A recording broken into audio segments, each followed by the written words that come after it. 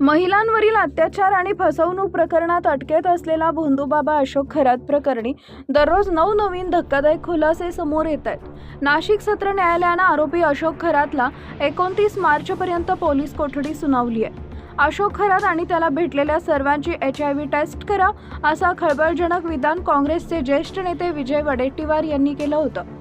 अशातच big boss fame आणि सामाजिक कार्यकर्ते अनिल थत्ते यांनी इंस्टाग्रामवर शेअर केलेल्या व्हिडिओमुळे एकच खळबळ उडाली आहे। थत्ते यांनी व्हिडिओच्या माध्यमातून खळबळजनक दावा केलाय।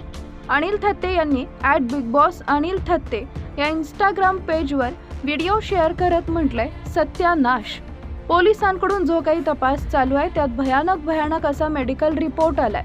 काही चॅनल्स आणि यूट्यूबवाल्यांनी तो कोट केलाय, पण त्याचा रिपरकेशन बद्दल कोणीच बोललेलं नाहीये।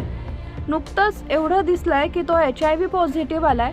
आता त्याची ख्याती होती अपत्य प्राप्तीसाठी। तो जे काही करतो ते करतो। सरकारी यंत्रणांचा असा दावा करतायत की 1000 बायका आपल्या अपत्य प्राप्तीच्या प्रकरणात पीडित आहेत। याला HIV असेल तर 1001 बायकांना HIV होऊ शकतो, त्यांच्या पोरांना नवऱ्याला होऊ शकतो।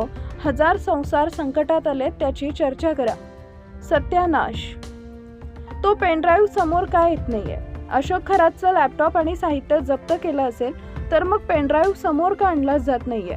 तो जर समोर आला तर मंत्रिमंडळातील 2 ते 3 मंत्र्यांची विकेट जाईल असं मोठं विधानही वडेट्टीवार यांनी केलं होतं। दरम्यान अशोक खरातच्या शिक्षणाचा बायोडाटाही नुकताच समोर आलाय।